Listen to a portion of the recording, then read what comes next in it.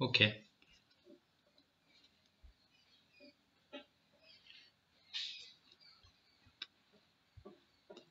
today we are going to view a game which was played between Polerio and Julius Caesar. It's Lorenzo and protect this edge. So he moved that pawn on a6 in order to protect that ace completely. Then white plays bishop d5, threatening that knight on threatening that knight on c6.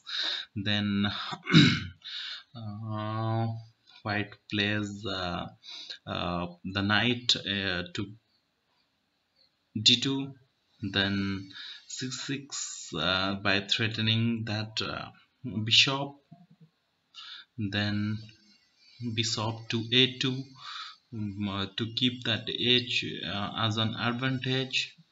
Then black plays bishop to g4 in order to make some, to just to uh, control that knight, and as I think he is trying to take it. Okay, so let's see. And now queen moves to the queen moves to b3, to threaten that position, and to exchange some materials, like if queen takes the material on f6, then the king cannot capture it, so the queen will capture it. Then this will make a position a little bit worthy, so therefore they are playing it. Then bishop to a7, this is the best portion, means you will get the classical taste over here. Then queen to d2, uh, again, means he is trying to take a loop and to check it back. Okay, you can see it now. The pawn moves to g6, then obviously that uh, if a pawn is going forward, then pawn takes pawn. Then, as I told you,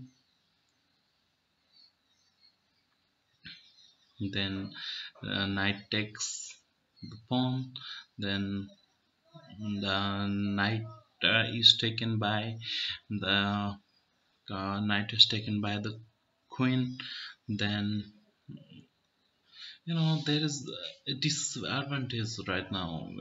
Now he is giving the check to king, and here the king can be transformed, or queen can be. Okay, let's see. Okay, now white moves the king, then again continuous attacking by uh, Polero, continuous attacking. You can see the awesomeness of this game. He could have taken instead of actually, I don't know what Lorenzo was thinking, but he could have taken taken the queen with that bishop, but perhaps he have forgotten to take it, and something else he have done.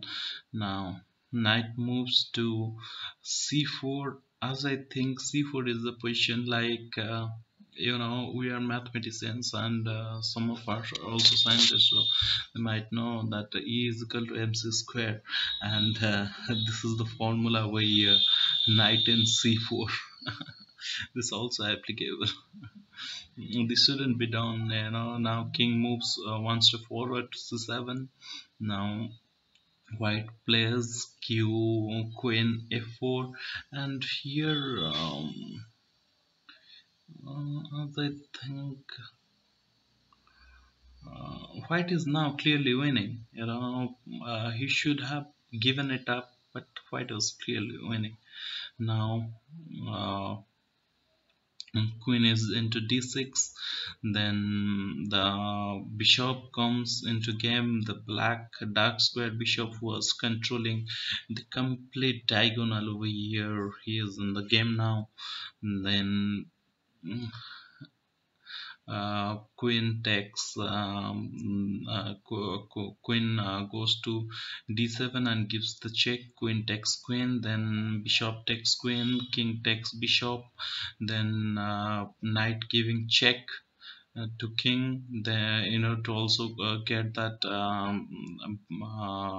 rook or boat, but and the knight takes the boat. It is a complete game. Then rook giving check, and then king moves to c5. Then with the pressure of the pawn on c3, rook moves to d4. Then for black moves his pawn to a5. Then obviously he is going to white is going to push the comments throw the energy over here into this diagonal completely. This is not a diagonal, actually this is the center pathway. So he is pushing all his power in the center pathway. Then white, as I think white will met in 2 to 4 steps. Okay, so now black is coming with his b5 pawn. Then white also moves his b4 pawn. Then black captures b4. Then white captures. There is no movement. It's crashed. White, white got sorry, black got met, and this was the classical style game. Nowadays I have seen with a lot of lots of games that played by the Indians, either Haloid, Howden 4, or Stockfish 8, or Deep Freeze 14, and also Komodo 11. I don't think they play like this. Whenever they are just surveying that they are going to lose, they resign the game. But this is the human structure how this play. So from onwards, I will give you one tip that I am going to tell you something. I will make it interesting by saying the pawns as the soldiers, the knight as the horsepower, then the rook as the boats, or some chariots, then the king as the king, the queen will be the minister from onwards, and the bishop will the elephant.